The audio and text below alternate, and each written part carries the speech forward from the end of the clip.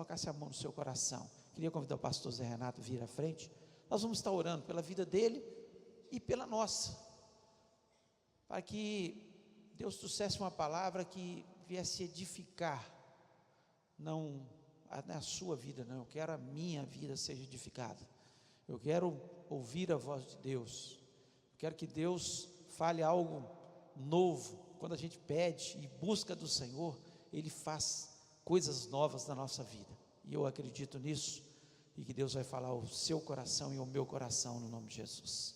Pai, louvamos o Teu nome, cantamos músicas, e acreditamos naquilo, tudo que nós cantamos, que o Senhor é o nosso descanso, que o Senhor é aquele que nos protege, o Senhor sempre está ao nosso lado, o Senhor é o nosso Deus, o Deus que nos dá capacidade, o Deus que nos dá talentos, o Deus que nos dá inteligência e sabedoria para nós vivermos essa vida, o Deus que transforma a história de cada um de nós, quando nós abrimos o nosso coração para que o Senhor transforme. Senhor, e nós queremos abrir o nosso coração nessa manhã, para que o Senhor venha falar ao nosso coração. Use o teu servo, pastor José Renato, nesse momento, dá graça, sabedoria, inteligência, Senhor, que eu sei que vem do Senhor. Capacita o teu servo e fala ao nosso coração. Muito obrigado a Deus por tudo que já aconteceu, mas eu creio que ainda muita coisa linda que o Senhor vai fazer nesse domingo nos nossos corações. Muito o Senhor vai falar através de cada teatro, através de cada dança, através de cada cântico e através de cada palavra. Deus, abençoa-nos, ó Pai, nós pedimos isso no nome de Jesus, amém, amém. Bom dia, igreja linda, a graça e a paz de Jesus a todos e a todas, amém. Abra sua Bíblia comigo, no primeiro livro dos Reis, capítulo de número 22, primeiro livro dos Reis, capítulo 22.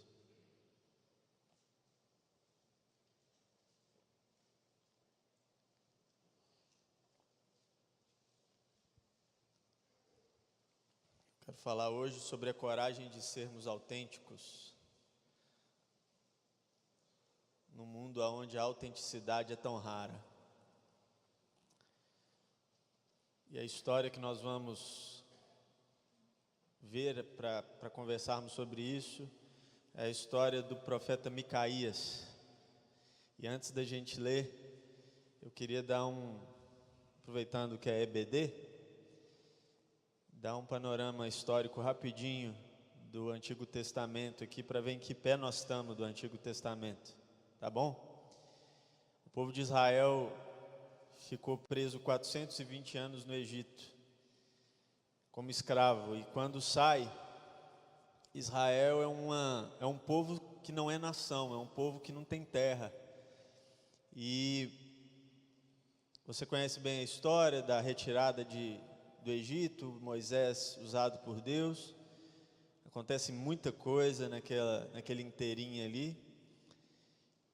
E fato é que o povo chega às portas da terra prometida, não entra, desobedece a Deus.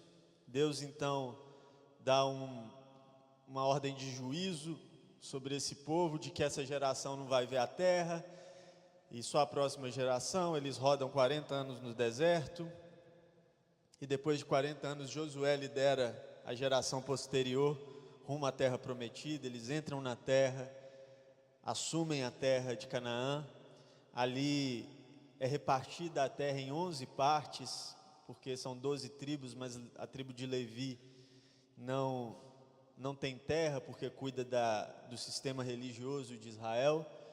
E as 11 partes são divididas, cada um vai para a sua terra. E nesse tempo em Israel não existe rei. Não existe rei porque Israel é um estado teocrático. Deus é aquele que lidera o Estado de Israel, e as tribos, cada uma cuida do seu próprio território. E depois de instituído esse momento, começa então o que a gente chama de período dos juízes, que é o período onde não existe rei, mas existem alguns homens ou mulheres que executam o papel do judiciário de Israel. Eles não têm o poder de um rei, mas eles têm o poder de julgar se as pessoas estão andando segundo a lei de Deus ou não. E aí vários juízes passam. Você se lembra dessa época com Gideão, com Débora, com Jefté, com Sansão. E o último juiz é Samuel. E quando Samuel é juiz, o povo pede um rei a Deus. E Deus não gosta da ideia. Deus não quer que Israel tenha um rei, mas resolve atender o pedido de Israel, porque na Bíblia tem dessas coisas. E na vida tem dessas coisas. Às vezes Deus não quer que a gente queira algumas coisas, mas ainda assim Ele resolve nos conceder e às vezes abençoa até. Coisas que eram ideias nossas, Ele incorpora no seu plano. E Israel pede um rei. Samuel então, sob a ordem de Deus, unge a Saul, o primeiro rei de Israel. Saul vai governar Israel durante 40 anos. E é um governo cheio de altos e baixos, mas governa 40 anos. Depois de Saul vem e assume o trono um homem segundo o coração de Deus, o rei Davi. Estávamos conversando ainda ontem, eu, pastor Rimac, lá na casa do Fernando, sobre como Davi ainda é querido e é respeitado e reverenciado na nação de Israel até hoje, porque é conhecido como o melhor rei da história, o segundo rei, lá atrás, povos antigos, mas ele ainda é reconhecido como o maior rei da história de Israel. E o rei Davi governou também por 40 anos, e depois de Davi entrou no trono Salomão, filho de Davi, e Salomão governa por mais 40 anos. Então nós temos nos 3 primeiros reis de Israel 120 anos, e esses 120 anos é conhecido como o período do Reino Unido. Por que assim é conhecido? Porque o filho de Salomão, Roboão, sobe ao trono, e é no reinado de Roboão que o reino de Israel se divide.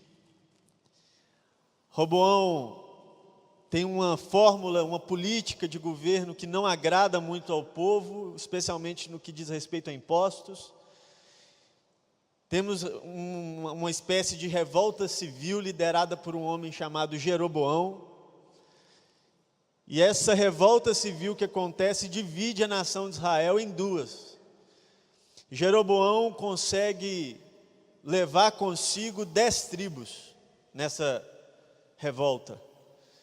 E as 10 tribos vão para o norte, saem de Jerusalém e sobem para o norte. E agora nós temos o reino do norte e o reino do sul. O reino do norte tem 10 tribos, o reino do sul 2 tribos. Judá e Benjamim estão no sul, o restante estão no norte. O reino do norte é conhecido como Israel, porque a maioria subiu. Então ficou conhecido como Israel, mas a capital do reino do norte é Samaria, porque subiu.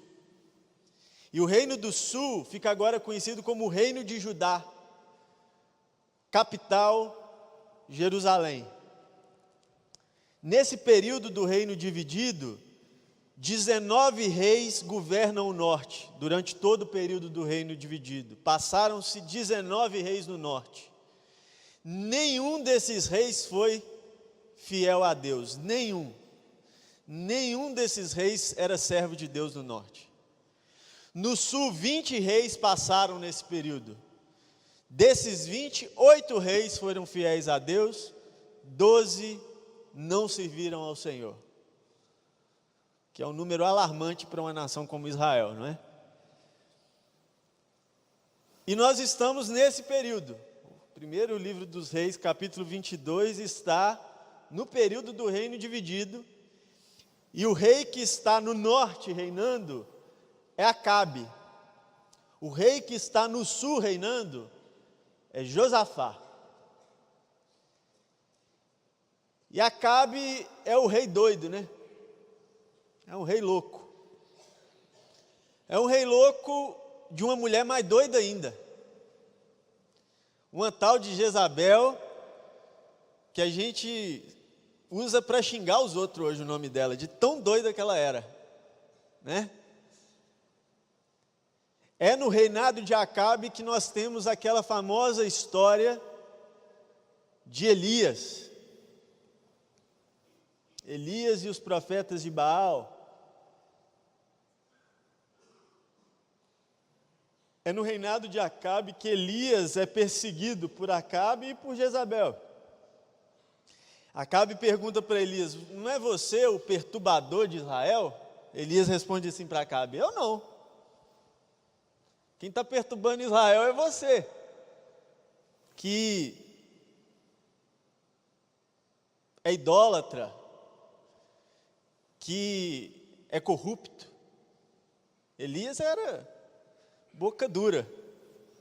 Aliás, profeta em geral no Antigo Testamento é essa pessoa que não cai em bajulações de reis. Pelo contrário, eles servem para exortar os reis mesmo. Profeta no Antigo Testamento é a voz de Deus e da consciência dos reis, que fala o que está errado sem dó, que não é, como se diz, persuadido pela mesa do rei e pelos banquetes dos reis. O profeta de verdade é aquele que nem gosta muito de ficar muito próximo dos reis, porque ele vai ter que falar a verdade com esse rei. E Elias é um desses profetas. Na Bíblia nós temos profetas que tiveram as suas profecias, ou parte das suas profecias, registradas e que entraram para o cânon. Mas tivemos alguns profetas que não tiveram suas profecias registradas em livros e que não entraram com essas profecias para o cânon, estão registradas nos livros históricos. É o caso de Elias, por exemplo. Mas também é o caso de Micaías. Micaías é um desses profetas. Um desses homens que Deus levantou para poder falar a verdade com os reis. Mesmo que a verdade fosse muito desagradável aos reis. Micaías é um desses homens que está nesse período de Acabe no norte e Josafá no sul. E o que está acontecendo aí? Para a gente não precisar ler o capítulo inteiro e ganharmos tempo, vou narrando a história e a gente lê algumas partes.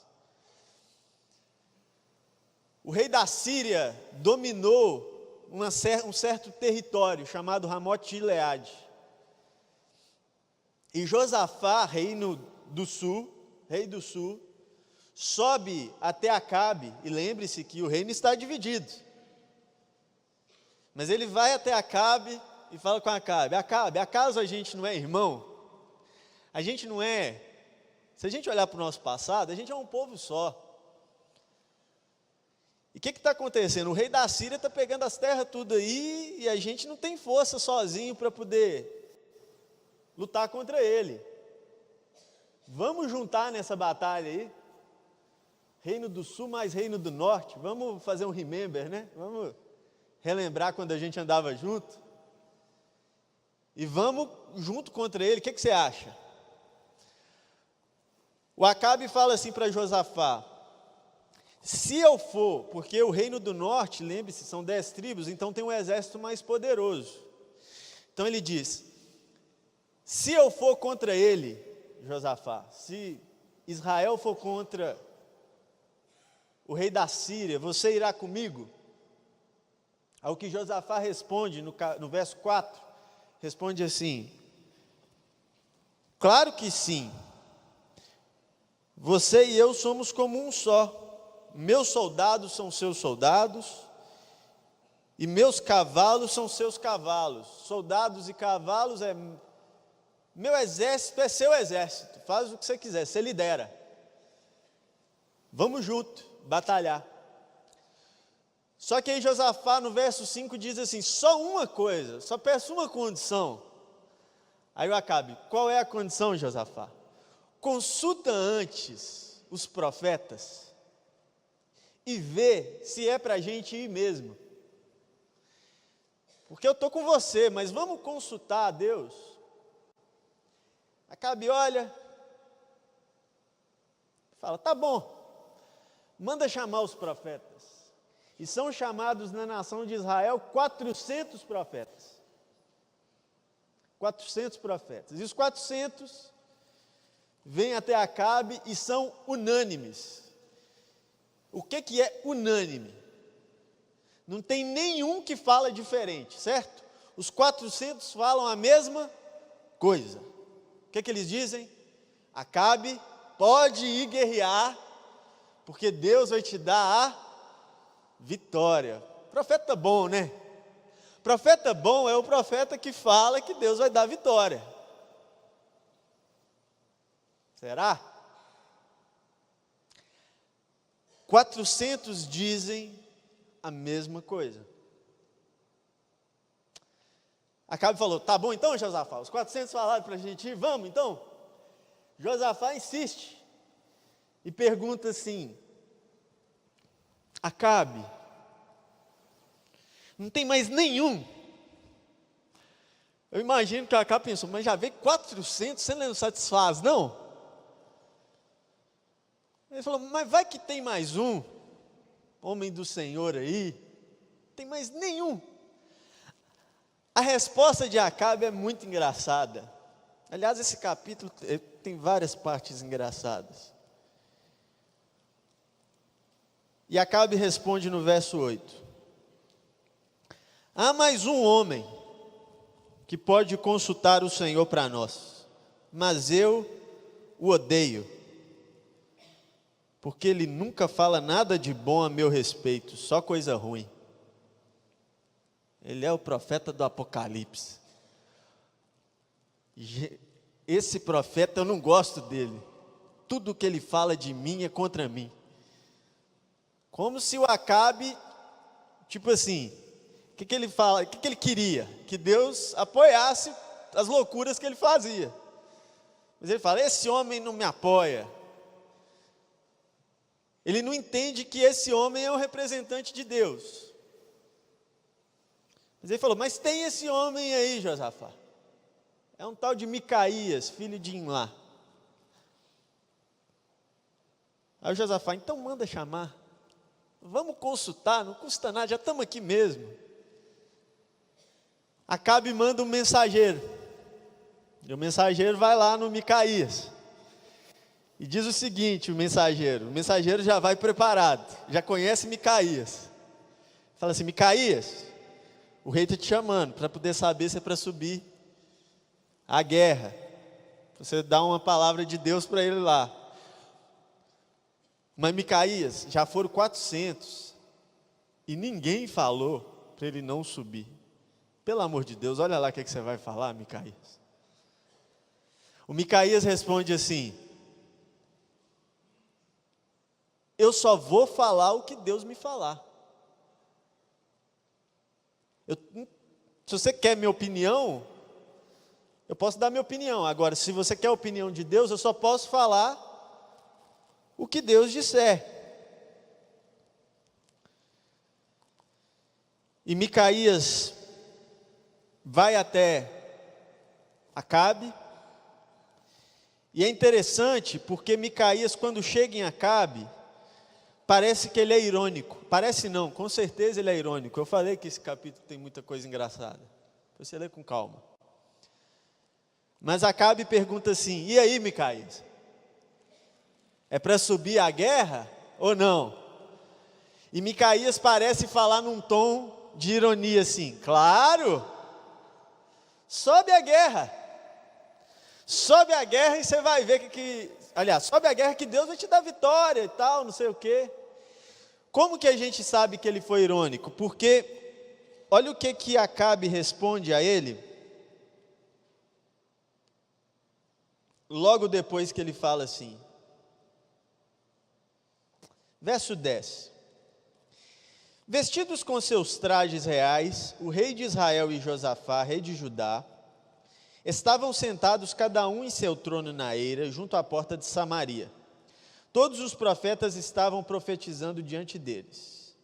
Um dos profetas, Zedequias, filho de Quenanã, fez chifres de ferro e declarou: assim diz o Senhor, com estes chifres o rei ferirá os sírios até a morte. Ou seja, esse profeta, que é um dos 400, falou a mesma coisa que Micaías vai falar depois. Olha só o que Micaías vai falar, lá no verso de número 15. Quando Micaías chegou, o rei lhe perguntou: Micaías, devemos ir à guerra contra Ramote de Gileade ou não? Micaías respondeu: sim, subirá vitorioso, pois o Senhor a entregará nas mãos do rei. Por que a gente sabe que ele foi irônico? Porque olha a resposta de Acabe depois. Quantas vezes preciso exigir que diga somente a verdade quando falar em nome do Senhor? Ele sabe, o tom de Micaías deve ter sido um tom debochado, porque Acabe diz assim: para de brincar, Micaías. Quantas vezes eu tenho que exigir que você fale a verdade em nome do Senhor? É como se Micaías estivesse assim falando: é isso que você quer ouvir, não é, Acabe? Você não quer ouvir a opinião de Deus, você quer subir para a guerra, então vai, o Senhor vai te entregar nas suas mãos, é isso que você quer ouvir? Então vai. Mas aí quando Acabe exige que ele fale a verdade, Micaías fala sobre o que ele viu, e ele viu Israel disperso, como ovelhas sem pastor. E ele diz mais, ele diz que o Senhor estava num trono e pergunta assim: quem vai enganar Acabe para que a gente mate ele? Em outras palavras, ele começa a profetizar sobre a morte de Acabe.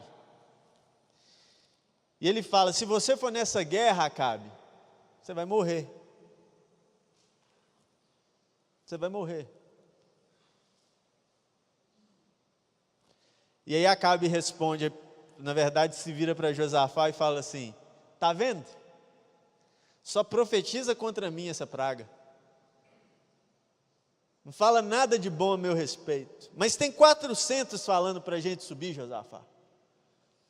Vamos junto. Eu gosto de Acabe nessa hora. Ele fala: vamos junto. Aí o Josafá fala: vamos junto. Aí o que Acabe faz? Então faz o seguinte: vai você vestido de rei? Porque no fundo, ele conhece Micaías e sabe que Micaías é profeta de Deus. O que Acabe pensou?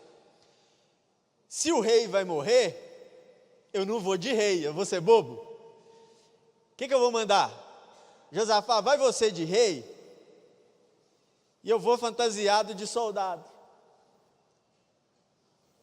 E ele fantasia de soldado. E fato é que quando eles sobem à guerra, uma flecha acha Acabe e mata Acabe.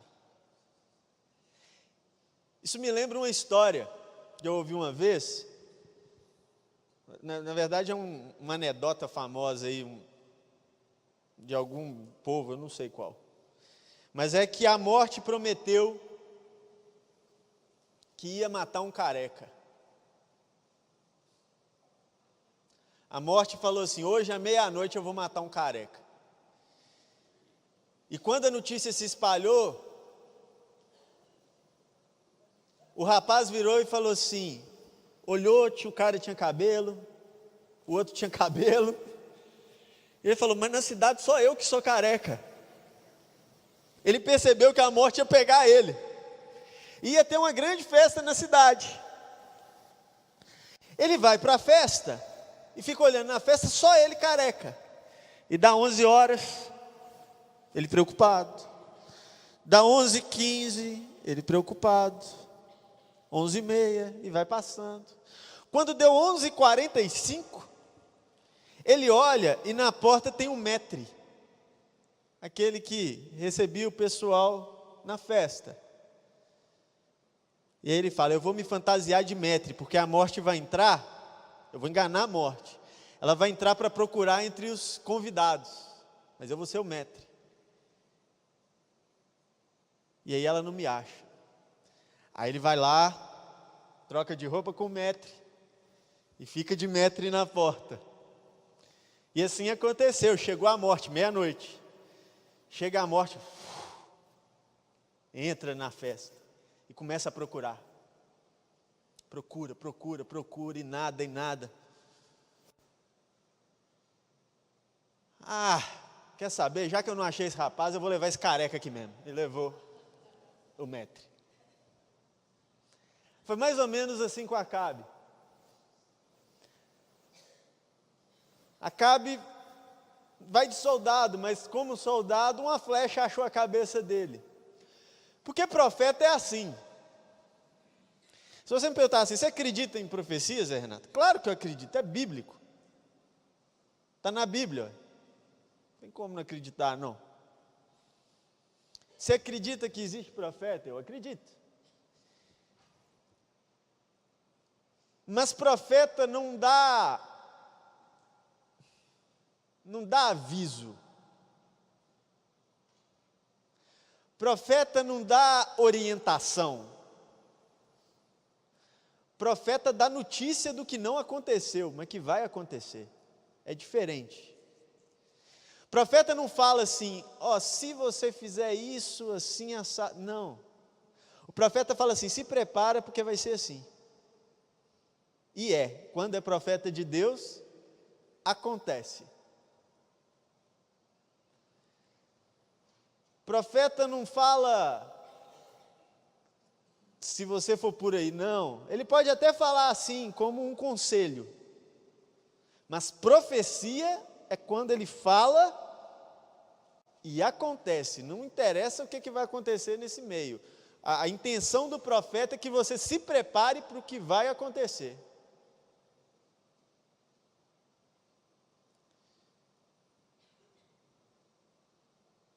E isso era muito sério em Israel, era tão sério que se um profeta fosse um falso profeta, o que era um falso profeta? O que dava a profecia e ela não se cumpria. Em Israel, o falso profeta era morto por apedrejamento. Já pensou se a moda pega? Já pensou se é vigente hoje? E essas reuniões de oração que acontecem nos becos aí, o pessoal ia tomar mais cuidado antes de falar algumas coisas. A pessoa falava com você, estou profetizando isso, tá mesmo? Estou, olha lá, hein, se não cumprir, vou voltar com os irmãos da oração para a gente apedrejar. Pensando melhor, vou orar mais um pouquinho. Porque falar em nome de Deus é sério. Mas era assim. Isso me lembra a história de Paulo em Atos capítulo 20. Em Atos capítulo 20, Paulo está despedindo de Éfeso, a igreja de Éfeso. E ele diz assim, gente, estou indo embora. E Deus já falou no meu coração que eu não vejo mais vocês. Eu vou para Jerusalém e de lá é caminho para a morte. De lá eu não volto mais. E de fato foi assim. Paulo sobe para Jerusalém, é preso e vai para Roma. Mas lá tinha um profeta chamado Ágabo. E Ágabo era um profeta desses, respeitado. Ágabo foi aquele que profetizou em Jerusalém, falando o seguinte, vai ter um período de fome, é bom estocar comida aí. E o pessoal estocou comida e teve o período de fome. Não tem jeito de livrar do período de fome. Se vai ter o período de fome, vai ter o período de fome. É para se preparar. Estoca comida. E estocaram. E o Ágabo está nessa cena de Atos 20. E o Ágabo pega o cinto de Paulo sem saber que é de Paulo. Cinto naquela época não é igual hoje, era um pano que se amarrava assim ao redor da cintura. E ele pega esse cinto, está no chão, ele pega, fala, quem que é o dono disso aqui? O dono desse cinto vai sofrer demais. Profeta. O dono disso aqui vai morrer e vai sofrer e vai sentir muita dor. Aí fala que é de Paulo. Aí o pessoal de Éfeso vira e fala assim, tá vendo, Paulo? É Deus dando um aviso para você não ir para Jerusalém. O Paulo é diferente do Acabe. O Paulo fala assim, gente, isso aí que o Ágabo está falando, Deus já falou no meu coração. Não tem jeito de correr disso não. Eu ficando, eu indo, acabou. Acaso eu tenho lá medo de morte? A minha alegria é servir a Deus. E morrer por Deus é uma questão de tempo. Isso aqui para mim eu estou só cumprindo o meu propósito. Porque Paulo sabe que se ele tratar isso como um aviso e ele não for, Jerusalém acha ele depois, igual a flecha achou Acabe. É como se um profeta de Deus virar para mim e falar assim, Zé Renato, você vai morrer daqui 30 anos na estrada para Valadares. Se for um profeta de Deus, eu falo, mas não vou mesmo. Quando der 30 anos, eu não viajo para Valadares. Acabou. Fala assim, é só eu não marcar viagem nenhuma para Valadares.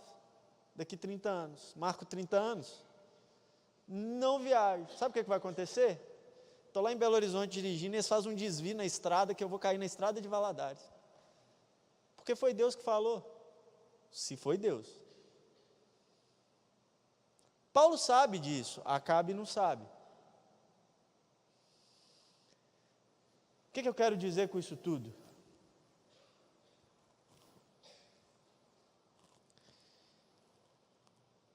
Não é fácil você ser contra 400. Ser uma pessoa de Deus, muitas vezes significa ser um contra 400. Ser autêntico para falar assim, não vai ser assim não. Porque tem vezes que a proporção é essa ou é maior, 400 para 1. Tem 400 indo para uma festa, e você falar assim, eu não vou não. Tem 400 fazendo um negócio, e você falar assim, eu não vou fazer esse negócio não. Tem 400 agindo de uma certa forma, e você falando, eu não vou agir assim não, eu vou ser o inverso. Foi o que Micaías foi, o inverso. 400 falando uma coisa, mas ele sabia do dever dele, e o dever dele era falar o que Deus falava, não importava o que os 400 estavam dizendo. Eu vou ser o inverso desses 400. Para você ser o inverso, é necessário que você seja autêntico. É necessário que você tenha coragem de ser autêntico, de ser você mesmo. De você não surfar na onda dos 400. Às vezes, ser autêntico pode ser ir com a maioria, mas muitas vezes é não ir com a maioria.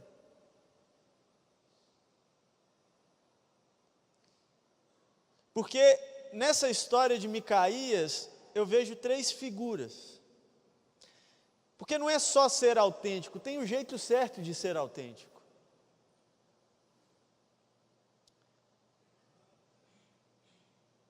Eu vejo Acabe. Quem é Acabe? Acabe, ele é autêntico. Só que ele é autêntico e age de acordo com a sua própria consciência.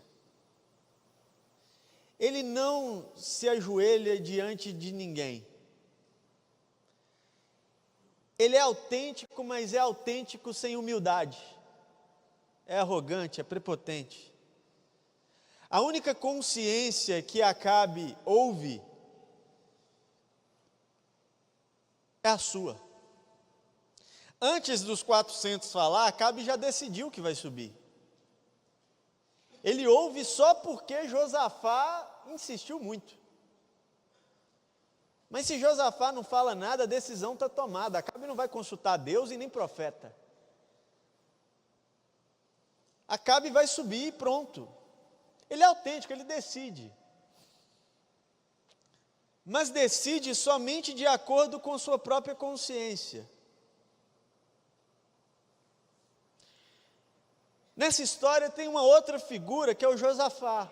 E quem é o Josafá? O Josafá é aquele que não consegue ser autêntico, porque não consegue assumir as responsabilidades de suas decisões. Ele quer decidir, mas não quer. Ele fala assim: chama os profetas, deixa eles decidirem por nós. Porque se eles falarem não vai, a gente não vai. Se eles falarem vai, a gente vai. E essa pessoa que não assume responsabilidades, quando ouve 400, vai na onda dos 400. Josafá subiu e perdeu a guerra. E aí você pensa, pô, mas Josafá era crente. Era. Josafá se submeteu à voz de Deus? Sim, submeteu. Qual que foi o erro de Josafá? Foi não assumir a responsabilidade de fazer a escolha por ele mesmo. Se por um lado, Acabe só é submetido à sua própria consciência, Josafá não considera a sua consciência diante de Deus. Ele vai na onda da consciência dos outros. Ele vai no que os outros estão dizendo que é Deus. Deus não quer nenhum desses dois para nós. Ele não quer nem gente que não se submete e só vai de acordo com a sua consciência, mas Ele também não quer gente que anula a sua própria consciência para poder surfar na onda do que os outros dizem que é o que Deus quer. Deus quer gente igual Micaías. Gente que tem coragem de falar: eu não vou fazer nada de acordo com a minha consciência, eu só vou fazer aquilo que Deus me falar. Mas eu também não vou na onda de 400, é o que Deus falar comigo. O que o Micaías está dizendo? Eu submeto a minha consciência, diferente de Acabe. Eu submeto a minha consciência ao Senhor, mas eu não fujo da minha responsabilidade de decidir perante Deus, porque no final quem decide sou eu. No final quem assume essa responsabilidade sou eu. Sou eu que vou assinar o contrato, amigo. Deus não assina contrato, quem assina contrato é você. É você que firma a sociedade, Deus não firma a sociedade por você, é você que firma. No final, casar com a lourinha ou com a morena, a escolha é sua. Deus não casa, quem casa é você. No final, quem compra o carro e fecha o negócio é você, não é Deus. Isso não quer dizer que, já que sou eu não vou ouvir Deus. Acabe. Deus tem opinião para te dar. Deus fala: eu acho que você podia comprar outro carro, viu? Deus às vezes fala isso. Eu acho que não é esse não. Mas não adianta também falar assim: Deus, estou querendo comprar um carro, Josafá.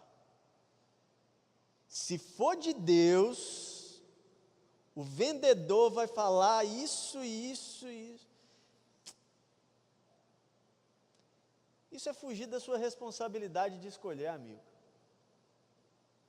Deus não quer isso. Deus quer que você submeta a sua consciência a Ele, mas assuma as responsabilidades de falar: sou eu que estou comprando. Por quê? Porque é muito fácil ficar no papel de Josafá e pôr a culpa nos outros. E pôr a culpa em Deus. E falar assim: eu só vim nesse caminho porque Deus mandou. Eu só entrei nesse casamento porque minha mãe orou e falou que era de Deus. Eu só fiz essa sociedade porque o pastor orou por mim e falou que era de Deus. E eu estou te perguntando agora: e você orou? A sua consciência diante de Deus foi convencida de que isso era realmente de Deus? Porque o pastor pode ser de Deus, mas pastor erra, amigo. Sua mãe é uma mulher de Deus, mas pode errar. A questão é o que Deus falou com você. É muito fácil a gente embarcar na vida de oração dos outros, ao invés de entrarmos nós no nosso quarto de oração e falar: Deus, o que o Senhor quer para mim? Como a minha consciência se submete ao Senhor nesse momento? Viver o inverso do mundo é viver o inverso de Acabe, porque o mundo não se submete a ninguém, cada um faz o que quer. Mas viver o inverso do mundo também é viver o inverso da religião, que escraviza e fala assim: ó, tem que ser assim, assim, assado. Quem disse que tem que ser assim? Você diz que tem que ser assim, mas não é o que Deus está me falando. Então não é nem lá nem cá. É virar e falar assim: Deus, eu submeto a minha consciência ao Senhor, mas eu não fujo da minha responsabilidade de escolher. Então eu vou escolher, Deus. Eu vou escolher. Eu estou sentindo paz, como Colossenses diz, que a paz seja o juízo do vosso coração. Eu estou sentindo paz de fazer isso aqui, Deus. Talvez você se pergunte assim: pastor, você está falando isso aí, mas você vai falar que sempre que você escolheu certo, porque submeteu a sua consciência diante de Deus? Eu te respondo na maior calma do mundo: não, escolhi muitas vezes errado. Mas depois de ganhar essa consciência, eu posso te garantir uma coisa: todas as vezes que eu escolhi achando que era o que Deus queria. Mas aí não adianta, pastor. De que adianta a gente escolher achando que é o que Deus quer, mas escolher errado? Preste atenção no que eu vou dizer. Achar o que Deus quer, eu estou falando de uma honestidade mesmo. Você realmente acredita que é o que Deus quer. Nessa hora que a gente submete a nossa consciência a Deus, e realmente acredita que é o que Deus quer para nós, e toma essa decisão, sem fugir da responsabilidade, a gente toma a decisão.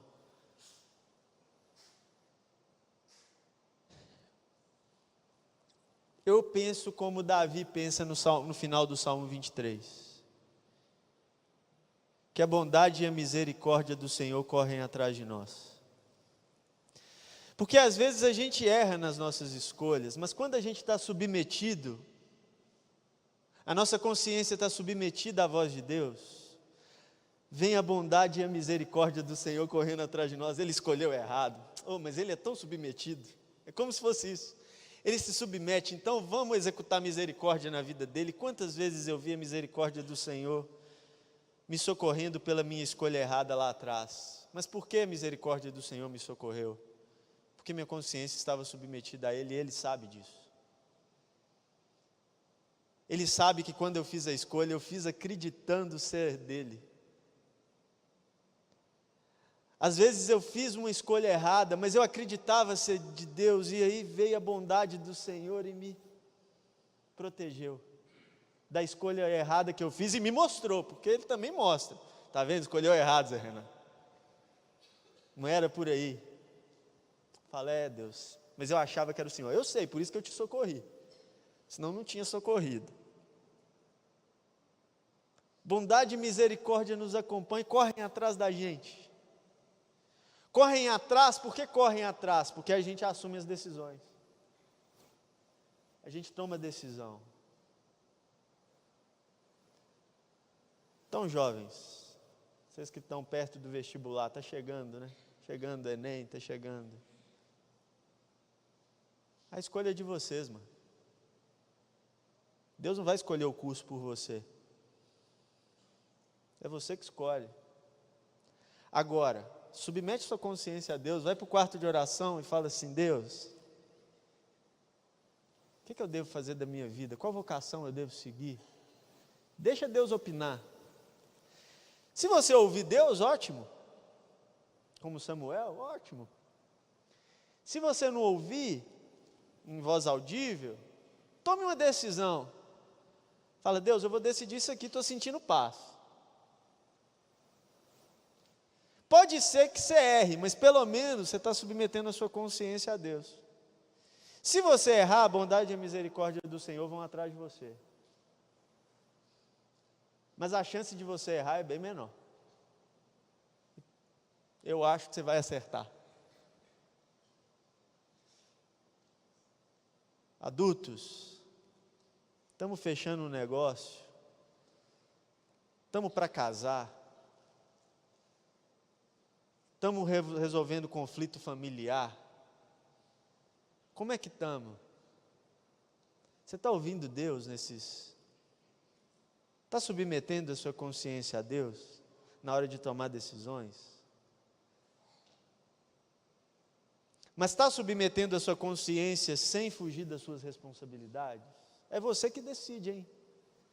Lembra disso, é você que decide. A minha oração nessa manhã é para que Deus nos dê a coragem de viver o inverso. A coragem de viver o inverso do mundo, que não submete a sua consciência a ninguém. Nós não colocamos a nossa fé em nós mesmos, nós colocamos a nossa fé em Deus. Mas a coragem de viver o inverso dos religiosos, que transferem a sua responsabilidade para Deus e para os homens e mulheres de Deus, ao invés de assumir a sua própria responsabilidade. Em resumo, eu oro para que Deus nos dê a coragem de ser autêntico diante dele e falar: Deus, isso é o que eu sou, é isso que eu acredito, a minha consciência está diante do Senhor. O que o Senhor quer para mim? E uma vez que eu ouvi Deus, ou ainda que eu não tenha ouvido Deus, eu assumo a responsabilidade e falo: eu decido não ir à guerra. Eu gosto de Micaías no finalzinho da história, antes de Acabe subir à guerra, ele fala assim: Acabe, faz o seguinte, já que você está indo de qualquer jeito, deixa uma ordem aqui. Se você voltar é porque eu estava errado. Aí você me deixa preso para sempre. Por quê? Porque Acabe mandou prender Micaías. Acabe falou assim: prende esse homem insubordinado, deixa ele a pão e água lá. Aí o Micaías: tá bom, pode prender, mas deixa uma ordem, porque você não vai voltar. Senão eu vou ficar preso para sempre. Deixa uma ordem que se você não voltar é porque eu estava certo. para me liberar. Faz isso nas suas decisões. Fala assim: Deus, se eu estiver fazendo certo, se eu estiver tomando a decisão correta, me abençoa aqui. Mas se eu não tiver, Deus, faz dar errado. Que a bondade e a misericórdia do Senhor me alcance ali. Eu vou decidir, a decisão é minha, não é do Senhor não, pode deixar, eu não vou pôr a culpa no Senhor não, é minha, sou eu que estou decidindo. Mas não deixa a minha decisão ir além da conta. Toma ela nas suas mãos e que a bondade e misericórdia do Senhor nos acompanhe. Vamos orar. Amém. Feche seus olhos. Senhor Deus e Pai, oramos para que a bondade e a misericórdia do Senhor nos alcance.